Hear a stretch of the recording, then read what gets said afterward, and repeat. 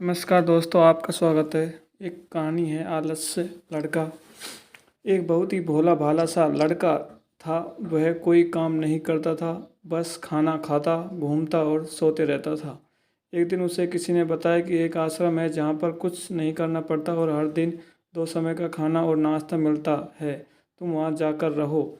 उस लड़के ने सोचा कि ये बहुत ही बढ़िया है और वह उस आश्रम में जाकर रहने को सोचा। और फिर वह भोला भाला आलसी लड़का अपना सारा सांसारिक जीवन छोड़कर उस आश्रम में जाकर रहने लगा। आश्रम में गुरुजी रहते थे। कुछ समय सबको प्रवचन देते, आलस लड़का सुनता, बाकी समय आराम करता।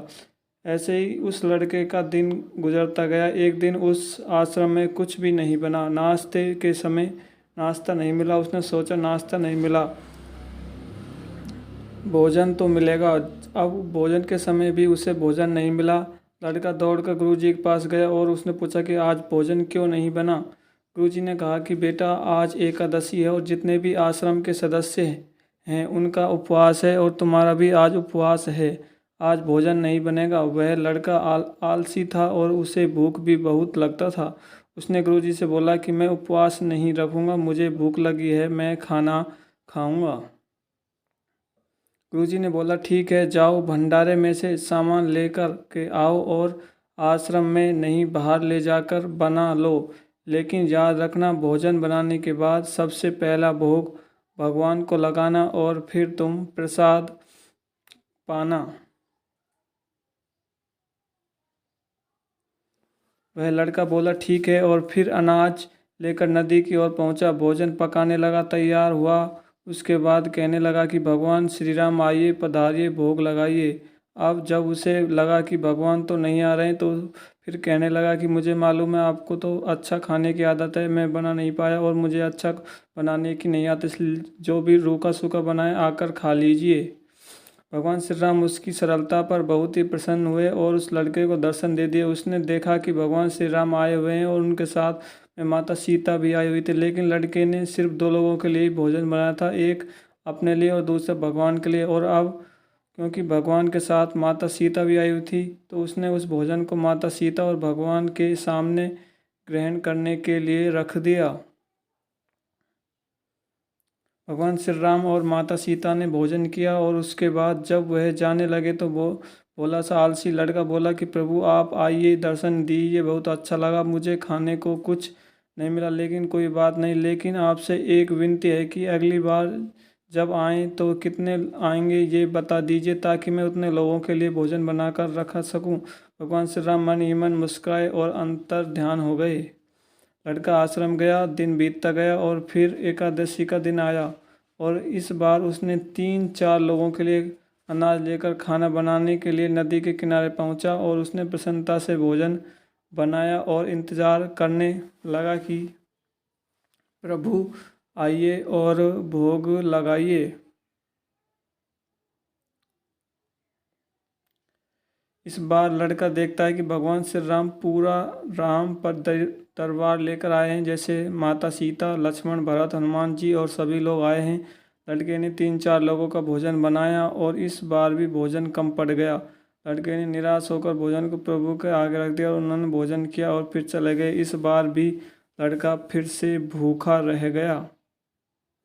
इसके बाद अब लड़का फिर आश्रम गया, दिन बीतता गया और फिर एकादशी का दिन आया। इस बार गुरु जी से कहने लगा, गुरु जी मुझे इस बार थोड़ा ज़्यादा अनाज दीजिए। गुरु सोचने लगे कि यह इतना सारा अनाज का करता क्या है, कहीं इसे बेचता तो नहीं। फिर उन्होंने कहा कि ठीक है, भूख से परेशान रहता है। लड़के ने कहा कि नहीं गुरु जी, मैं भूख से परेशान नहीं रहता, प्रभु के साथ बहुत लोग आते हैं, उनको भी भोजन कराना पड़ता है। गुरुजी को लगा कि लड़का पागल हो गया है, लेकिन गुरुजी ने सोचा कि चलो एक बार चलकर देखते हैं कि लड़का इस अनाज का करता क्या है। वह भोला सा लड़का अनाज लेकर नदी के किनारे पहुंचा। इस बार भोजन बनाया नहीं। उसने सोचा कि प्रभु हर बार ज़्यादा लोगों को लेकर आते हैं, इस बार वह जितने भी आएंगे खुद बना करके भोग लगा लेंगे। और फिर प्रेम से प्रभु को बुलाने लगा।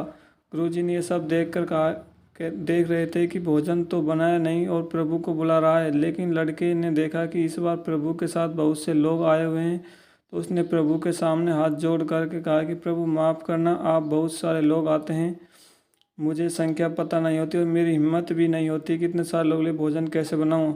अपना स्वयं बनाइए और भोग लगाइए। प्रभु मुस्कुराते हुए अपने साथ सभी लोगों के साथ मिलकर भोजन बना रहे हैं। गुरु जी के ये सब छुप कर देखते हैं, फिर लड़के के पास आकर कहते हैं कि तुम ये क्या कर रहे हो। लड़का कहता है गुरु जी आपको दिख नहीं रहा है कि भगवान श्री राम पधार चुके हैं, माँ सीता आई हुई हैं, हनुमान जी आए हैं और सभी लोग आए हुए हैं, भोजन बना रहे हैं। गुरुजी ने बोला कि पागल हो गया मुझे तो कोई देख नहीं रहा है। लड़का गुस्सा हो गया और बोला प्रभु आप ये क्या कर रहे हो, एक तो मुझे भूखा रखा है और गुरुजी को दर्शन नहीं दे रहे हो, जो मुझे पागल समझ रहे हैं कि कृपा कर कर गुरुजी को दिख जाओ। भगवान बोले नहीं, मैं इन्हें नहीं दे सकता। लड़का बोला क्यों नहीं दे सकते, मेरे गुरुजी तो बहुत महान है, बहुत बड़े ज्ञानी और ज्ञाता हैं। भगवान बोले हाँ ज्ञानी और ज्ञाता होंगे, लेकिन तुम्हारी तरह सरल नहीं है। जो सरलता तुम में है वो तुम्हारे गुरुजी में नहीं है। लड़के ने ये बात गुरुजी के से कह दी। भगवान श्री राम कह रहे हैं कि आप में सरलता नहीं है, आप मेरी तरह सरल नहीं, इसलिए आपको देख नहीं सकते। गुरुजी की आंखें नम हो गई और रोने लगे और बोले कि बिल्कुल सही कहा, मेरे अंदर तुम्हारे जितना सरलता नहीं है। फिर माफ़ी मांगने लगे। फिर भगवान ने गुरुजी को भी दर्शन दिए। ये कहानी हमें सिखाती है कि जीवन में सरलता सबसे आवश्यक है। जितने सरल बने रहेंगे उतना जीवन में आगे बढ़ते चले जाएंगे। जब आप सरल होते हैं तो आप खुद भी मुस्कुराते हैं और दूसरों को भी मुस्कुराने की वजह देते हैं। अगर आप हमारे चैनल पर पहली बार चैनल को सब्सक्राइब करें, ऐसी वीडियो देख